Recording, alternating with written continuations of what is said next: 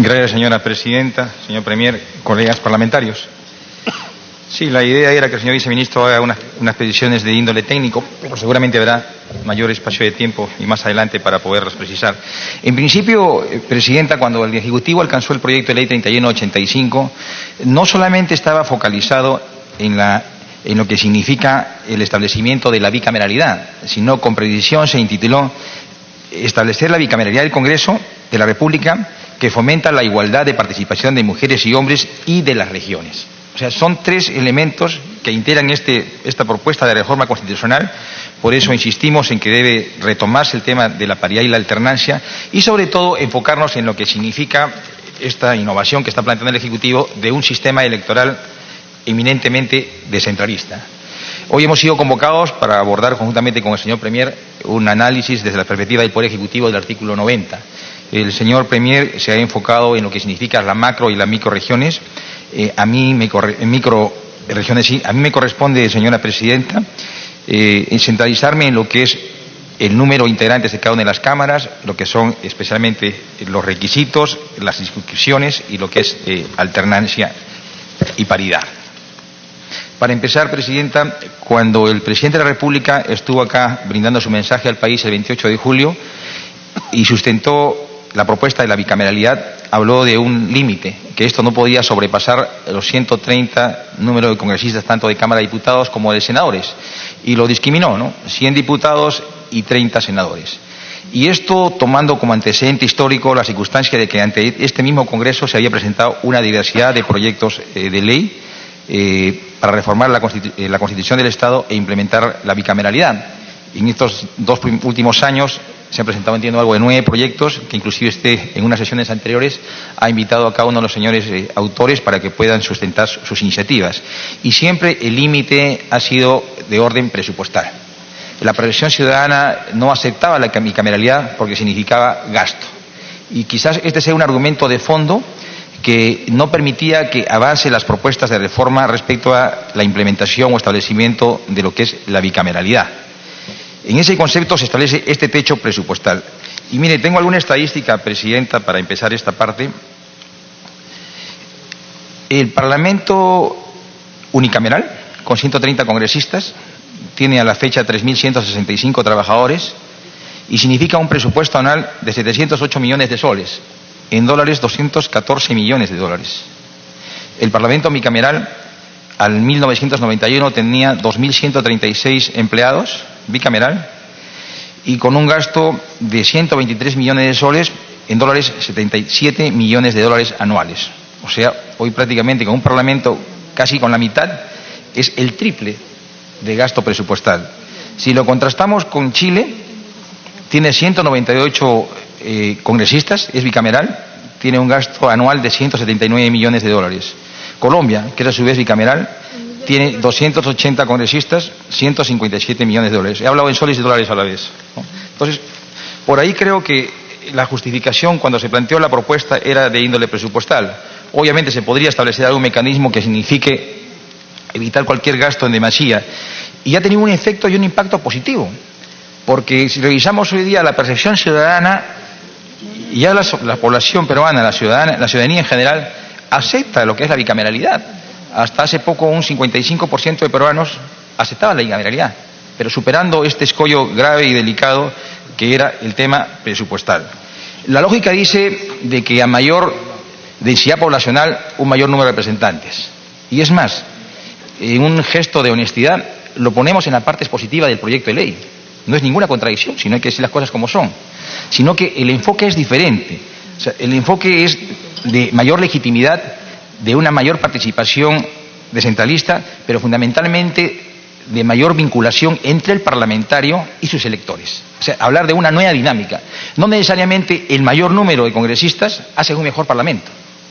El enfoque no es cuantitativo, sino cualitativo. ¿Cómo potencializar las virtudes, la conexión, la vinculación que tiene el parlamentario con los ciudadanos?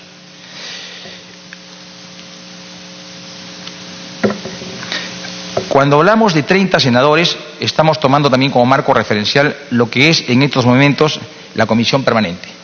Con previsión el artículo 42 del reglamento, ¿no? Tengo acá un cuadro sinóptico. La Comisión Permanente en el año 2016 tenía 26 integrantes, el 2017 tenía 30 integrantes y este año 2018 la Comisión Permanente... ¿Quién está guiándome ahí, por favor? Estoy con un cuadro diferente. Sí, no lo veo ya. Avance, avance, avance. Ahí estoy. Una más. Avance. Ya, regrese. Está mal este cuadro. Ya. El 2018 estamos con 31 integrantes de la Comisión Permanente. O sea, y sabemos perfectamente que en el esquema unicameral actual, quien está suplantando, sustituyendo o relevando a lo que es la comisión en la Cámara de Senadores es la Comisión Permanente. Hay una semejanza entre la Comisión Permanente por el número a lo que significa una Cámara de Senadores en el futuro. Se ha dicho, y de manera reiterada, de que no debería estar en la Constitución el número de representantes. Esto más bien debería estar desarrollado en una ley complementaria y que esto no existe en la historia constitucional peruana, y esto no es tan cierto. Solamente como referencia inmediata, el texto del 1920, en su artículo 72, habla con previsión de 35 senadores y 110 diputados. Una constitución más cercana, la del 79, en el artículo 176, habla de 60 senadores y 180 diputados. Es decir, sí hay precedentes en el orden constitucional. No es que con la propuesta que está alcanzando el Ejecutivo estamos innovando, ¿no? Más aún, nos adentramos en el dato histórico. Hasta 1867 existía abierta la posibilidad de que una ley desarrolle, de acuerdo a la densidad poblacional, el número exacto de congresistas. Sin embargo, a partir de 1867 esto cambia radicalmente. La única excepción a partir de entonces es la Constitución de 1933, que nos deriva a una ley. El resto de normas constitucionales, todas sí particularizan el número de integrantes tanto de la Cámara de Senadores como de la Cámara de Diputados. Tampoco es tan cierto que se diga que en el derecho comparado no existe esta figura. La Constitución colombiana habla con claridad de la Cámara de Senadores y de la Cámara de Diputados. En el caso de la Cámara de Senadores nos dice que tiene que ser proporcional a la densidad poblacional, y en la Cámara de Diputados dice son 102 integrantes de la Cámara de Diputados. En el caso de Costa Rica, que si bien es Cámara única, predetermina que son 57 diputados. En el caso de Uruguay, 30 senadores y 99 diputados. ¿Quién lo dice? Su Constitución. En el caso de Bolivia, algo más cercano a nosotros, 130 diputados y 30 senadores. ¿Quién lo dice? La propia Constitución de manera expresa. Es decir, en el constitucionalismo histórico peruano hay precedentes. Y en el derecho comparado también encontramos figuras similares a las nuestras. En el tema de los requisitos. Miren, en el largo recorrido constitucional peruano y en el derecho comparado, la figura que ha distinguido en cuanto a requisitos un representante de la Cámara de Diputados y un representante de la Cámara de Senadores ha sido la diferencia de edad. O sea, 25 años de edad promedia para ser diputados y 35 años para ser senador. En el caso de los diputados, tanto la Constitución de 1920, la del 33 y la del 79 predeterminan que son 25 años el requisito para ser diputado. Y para ser senador, la tendencia siempre ha sido 35 años. No olvidemos también que es el requisito mínimo para ser presidente de la República. Igualmente, en el derecho comparado, por ejemplo, en caso de Chile, para ser senador, 40 años como mínimo, Brasil, 35 años y Colombia, 30 años. Es la edad promedio, 35 años para ser senador. Sin embargo, la observación que hemos percibido y que en cierta forma se ha sido más crítico es en el tema del añadido que hemos hecho como requisito para ser senador, de 10 años de experiencia laboral o haber sido diputado. Y creo que esto no se está entendiendo en la dimensión que va a la propuesta. Hablamos de una Cámara especializada, una Cámara con mayor calificación, con experiencia, de una Cámara reflexiva, de una Cámara revisora. Y por eso en la propuesta se consideró de que se tenía que poner un requisito adicional. Perfectamente hubiera sido válido de que se tome el caso chileno, ¿no? El caso chileno nos habla expresamente de exigencia de educación media o equivalente, es decir, secundaria. En el Perú, siendo realistas, no todos están en la posibilidad de tener una educación básica regular. Pues en este caso se habló, o se propuso, mejor dicho, de que se tenga alguna experiencia de índole laboral. Como le digo, tratando de que sea esto coincidente con el concepto que le estamos dando desde la propuesta alcanzada por el Ejecutivo de que debe ser una Cámara reflexiva. El otro caso es la Cámara de Senadores y la Cámara de Diputados, el tipo de listas, ¿no? En el caso de la Cámara de Senadores estamos proponiendo lista cerrada y bloqueada, y en el caso de la Cámara de Diputados estamos proponiendo lista cerrada con voto preferencial. La lista cerrada, ya lo explicamos en una anterior sesión, está enfocada a que el elector solo puede elegir de una única lista. En el caso ecuatoriano u otros casos, el elector puede decidir candidatos de una u otra lista. En este caso no, solo estaría centralizada en una única lista. Y en el caso de la lista bloqueada o no bloqueada, es que el candidato puede indistintamente seleccionar a un candidato que esté en primer lugar o que esté en el cuarto o que esté en el quinto. Acá distinguimos, ¿no? En el caso de senadores, la lista es cerrada, bloqueada y no se permite el voto preferencial. Y en la Cámara de Diputados sí se permite el voto preferencial. Esto ha despertado algún nivel de inquietud porque se está generando diferencias. Y es también una cuestión de enfoque. En el caso del Senado, cuando hemos propuesto de que no se permite el voto preferencial, el ánimo, el espíritu de la propuesta es fortalecer los partidos políticos. A efecto de ello estamos hablando de una lógica de gobernabilidad. Si ustedes se permiten una lectura integral, las mayores competencias de peso, como por ejemplo el aspecto presupuestal o el aspecto de tratados que estamos alcanzando en el proyecto, es una competencia ¿de quién? De la Cámara de Senadores. En tanto que sí se le deja discrecionalidad al elector que pueda hacer uso de su voto preferencial para la Cámara de Diputados, entendiendo de que es una Cámara política y hay que darle mayor libertad al elector para que pueda decidir entre una u otra propuesta que pueda alcanzarle cada partido político. Yo inicialmente puse énfasis en que la propuesta también consideraba lo que es la paridad y alternancia, y así está intitulado en la propia iniciativa de ley. Y obviamente esto no puede estar ajeno a la realidad. Ya existe una ley de cuotas, el número de varones o mujeres que participen en una lista no puede ser menor al 30%.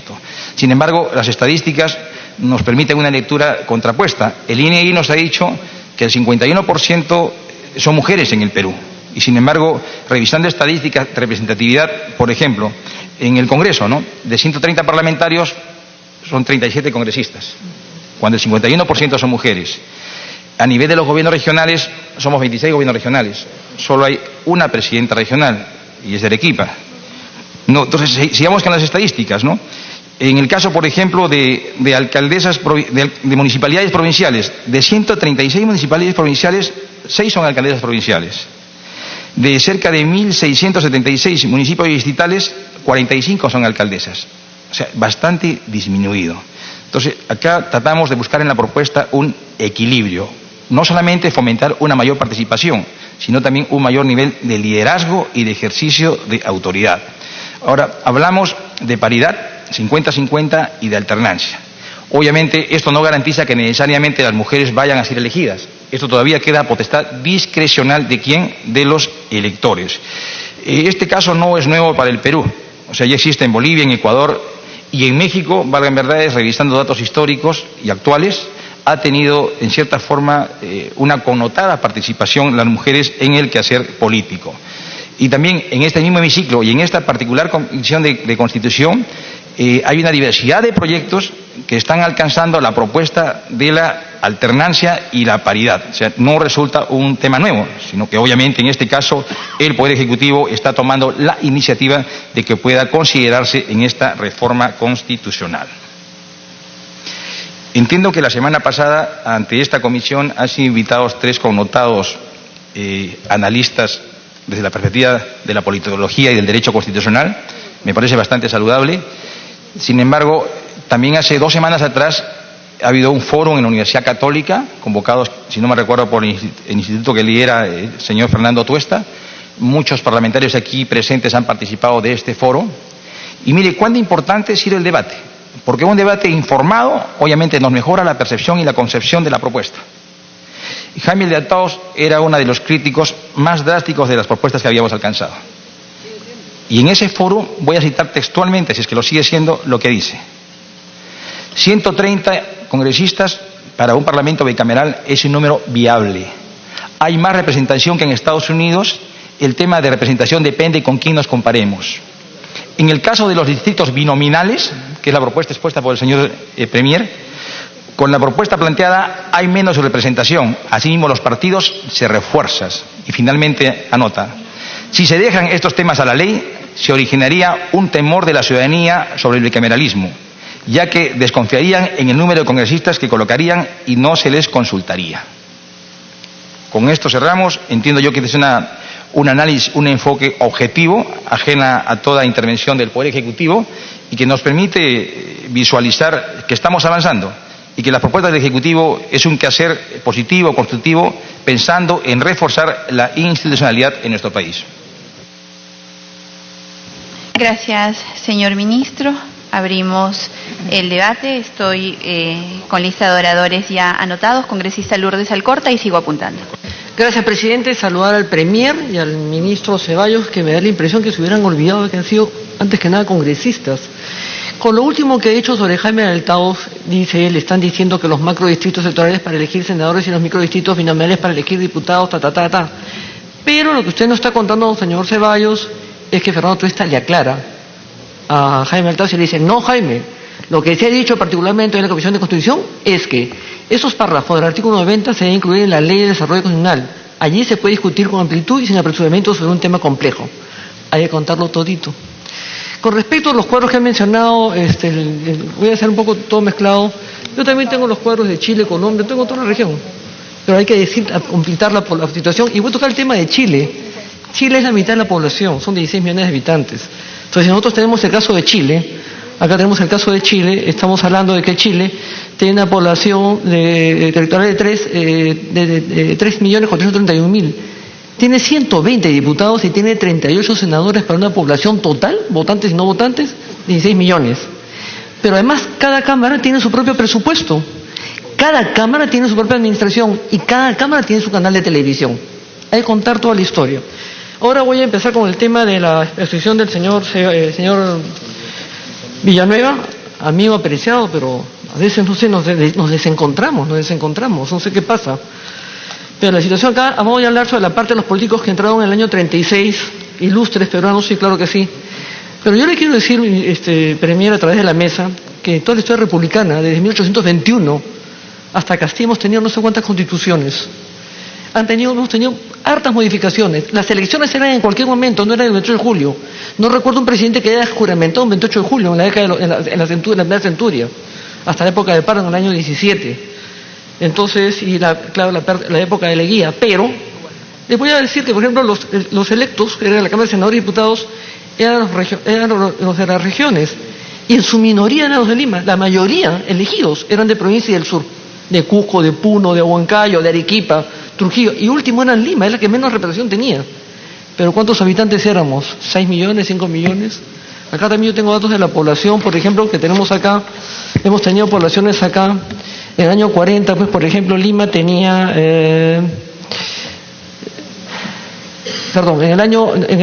ahora tenemos 9 millones de habitantes, tenemos 8 millones de población.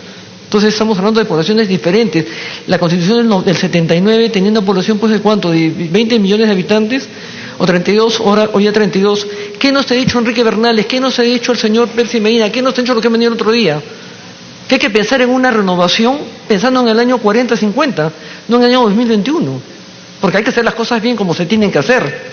Entonces, yo también tengo acá referencias de cámaras, por ejemplo, la Cámara de Argentina tiene 257 diputados y tiene 72 senadores. Tiene 465 millones de dólares para su inversión, más que el Perú. Panamá, por ejemplo, tiene una sola Cámara. Podemos hablar de, por ejemplo, Costa Rica también tiene una sola Cámara. República Dominicana tiene 178 diputados y tiene 32 senadores. Uruguay, tan mencionado, tiene 99 diputados y tiene 30 senadores, pero tiene una población de 3 millones de habitantes. Entonces hay que decir la información completa. Ilustres peruanos, sí, el Perú ha sufrido de muchísimas cosas.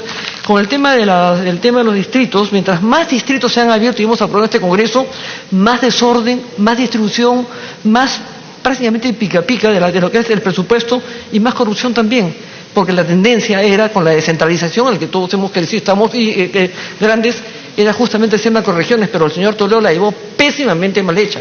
En vez de centralizar una región como Huancayo durante 2 años, dejándola caminar, metiéndole todo el presupuesto y camine sola, a los 2 años, 3 en el norte y a los 3 años, no, hizo todo un pandemonio y ese es el resultado de la elección, del resultado del tema. Después, en el macro distrito electoral, yo no entiendo esto. Esto no existe en la Constitución. No existe en la Constitución, ni los micros, no se habla de la Constitución, esta parte ahí. Después, ese es un cambio sustancial de la Constitución. Y ustedes contra la pared, contra como sea, hay que hacerlo para el diciembre, porque si no el señor se va a morir. Con todo respeto. O no hay forma de hacerlo. Y el señor Vizcarra también. Esta propuesta tiene que estar consultada, además, esta macrorregión a la que ustedes hablan, tiene que ser consultada con la población, no la pueden imponer. Si hay que estar cercanos a la población, hay que consultar a la población.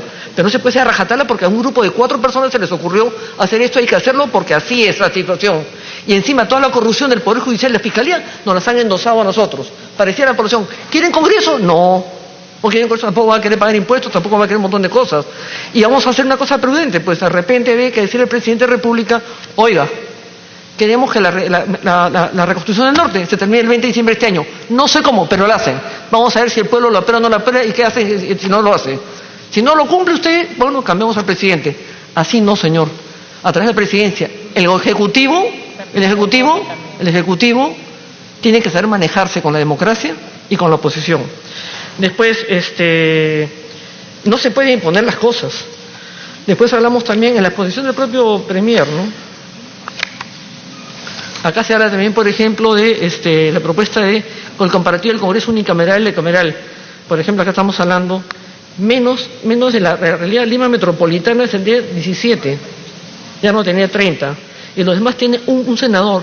Quiero saber si los provincianos que están acá van a aceptar. Y en las poblaciones, en las regiones, que haya un solo senador. A ver, pregúntenle a Trujillo, pregúntenle a Piura, pregúntenle a Tacna, pregúntenle a Huancayo, pregúntenle a Loreto si quieren tener un solo representante. A ver, pregúntenle, pues. Hay que preguntarles y no imponer las cosas. Entonces se está sobrepasando y estamos haciendo las cosas, creo que es una pésima propuesta.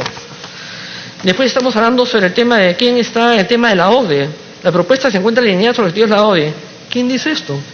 Porque si el presidente sigue con la intención de que cerrar el Congreso, desaparecemos de la OCDE y de repente Alianza del Pacífico, porque en ambos casos se basa en la democracia, en la libertad de expresión y en los congresos, o sea que cuidado con lo que estemos diciendo. Por eso no estamos entrando a la OCDE después de mucho tiempo estar detrás de eso. Después quiero hablarle, por ejemplo, acá habla usted de la Cámara Revisora. O sea, el Senado será la Cámara Revisora, la Cámara de Senadores aprueba el presupuesto, a ver si quiero saber si los provincianos van a aceptar que solamente el Senado apruebe el presupuesto. A ver, quiero ver cómo lo siente cada uno en su región. Después, la interpelación, uno interpela a la Cámara de Diputados a un ministro, pero el Senado aprueba o no aprueba la censura. O sea, estamos en una situación que va a ser peor. Realmente no sé quién han sido los asesores, porque los que han venido otro día no están de acuerdo con la propuesta de ustedes. Darle libertad al elector, claro, hay que darle libertad al elector. Ah, pero en unos casos sí, en otros no. Hay que darle libertad al elector para que escoja. Pero sin embargo, en otra situación hay que quitarle el voto preferencial.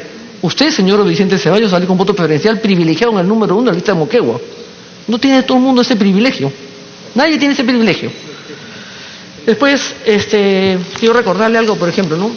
Usted, ministro Ceballos, con todo respeto, porque somos primero creo que colegas, pero usted nos habla como una situación de un ambiente de maestría absoluta, y no es así, no hay que bajar al llano.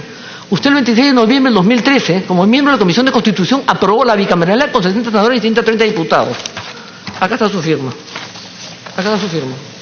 Entonces, hoy nos viene a contar otra cosa. Yo nunca le he escuchado en este Congreso, ni en el anterior que hemos sido colegas, propuestas de ese nivel o ese tipo de cosas, nunca lo escuché. Al Premier, con todo respeto al amigo, tampoco. Entonces acá tenemos esta situación. Después tenemos, por ejemplo, acá tengo la transcripción inclusive, ¿no? Consideramos histórico que la reforma constitucional y que la población está esperando, Vicente Ceballos. Los que estén a favor de la reinstauración del régimen bicameral, el retorno al Senado y con los montos que se está hablando, señor Vicente Ceballos. Después, la Constitución, en ninguna parte, perdón, la OMPE, en ninguna parte existe el tema de no considera ni la macro ni la microregión. Es un invento de acá. Nadie está de acuerdo.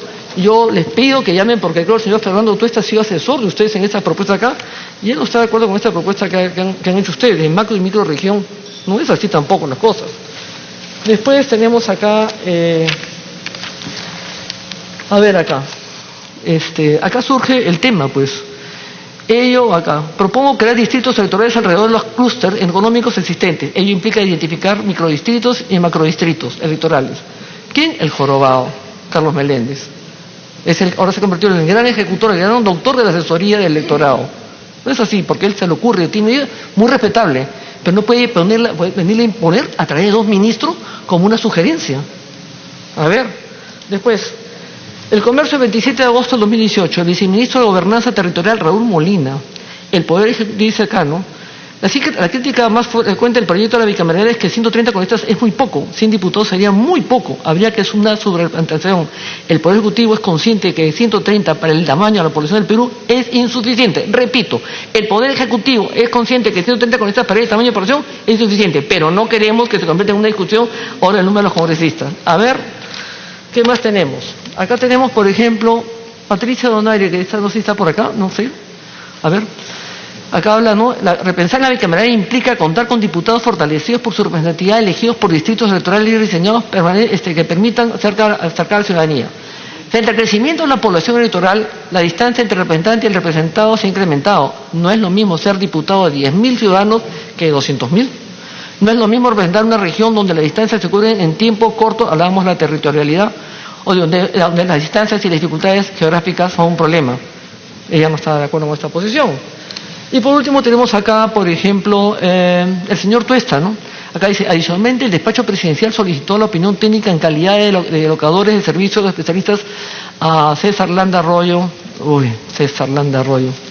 Fernando Tuesta Soldevilla. Tuesta Soldevilla no coincide con la propuesta que están trayendo ustedes de macro y microrregión, no la considera para nada.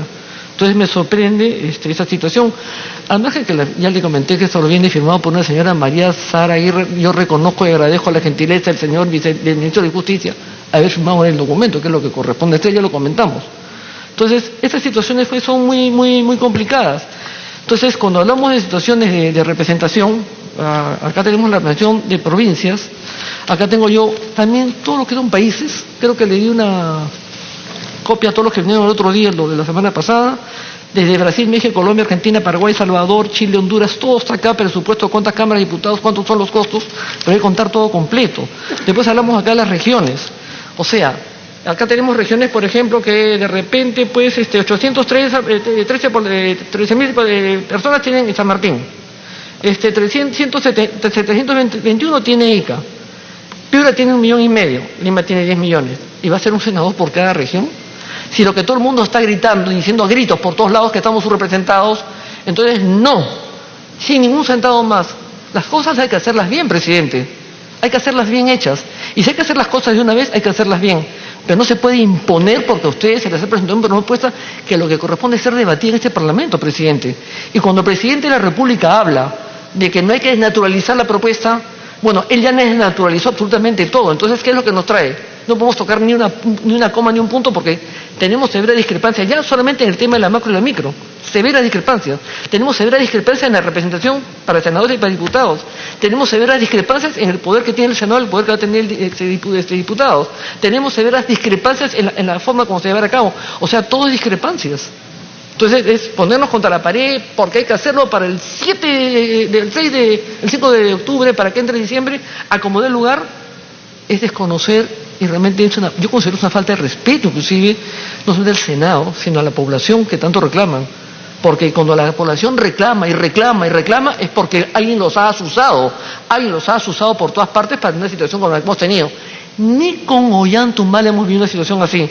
Pero termino diciendo al presidente, porque la situación existe, y decimos un montón, que si hay que hacer alguna acá, y hablamos también, por si acaso, para terminar, sobre el tema de los, porque se va a tocar el tema después, me parece, sobre el financiamiento de partidos. Ningún país, ninguno, acá tengo un diccionario, de la región, ninguno establece en su constitución los montos que se deben establecer para el tema del financiamiento de partidos. Eso debe ir en los códigos electorales, en las leyes de partidos, pero no en ninguna constitución. Si hacemos las cosas bien, Premier, pensemos en el Perú, no en los odios, no en las venganzas, no en las situaciones, no en las reacciones. Pensemos en el Perú que todos queremos y no pensemos en el Perú para el 21. Pensemos en el Perú para el año 35, para el año 40, para no estar modificando a cada rato. La historia no podemos seguirla repitiendo y creo que nos merecemos tanto ustedes como nosotros respeto y de parte de nosotros la población a la que tanto se asusa y a la que tanto se refiere. San Juan de Lurigancho no representa. ¿Quién dice eso, Premier, con todo respeto? ¿Por qué dice usted, por qué atribuye que a todos los de Lima no tuvimos la representación de San Juan de Lurigancho? Entonces, a San Juan de Lurigancho no le importa un redondo lo que usted puede decir en Magdalena y entonces hablamos de arte que tampoco le importa lo que aparece en Chorrillos. Y les repito exactamente lo mismo porque este tema ya lo hemos conversado 100 veces en otros gobiernos. A Tumbes no le interesa más que lo de Tumbes, y a Arequipa lo de Arequipa, y a Loreto lo de Loreto, y a Huancayo lo de Huancayo, a la línea, porque cada uno tiene su problemática. El Perú ha sido hecho por estados, los Chancas, los Huancas, los Huari. Han sido estados, todos. Huájara, Atahualpa se pelearon por territorialidad. Sucre se rebela con Bolivia para no darle todo el poder. Entonces tenemos que tener un poco de historia. Y esa época milenaria es la que está hoy día registrada acá. Pero hay que hacer las cosas bien, presidente, en armonía, el Ejecutivo con el Legislativo, como hoy día lo dijeron en la OCDE, en la mañana en la que hemos estado juntos. Entonces, hay que ver las cosas con tranquilidad, a lo que apelan todos han apelado con coincidencias y discrepancias, acá mismo, con coincidencias y discrepancias. Eso es lo que tenemos que hacer, presidente. Eso es mi intervención por ahora, gracias.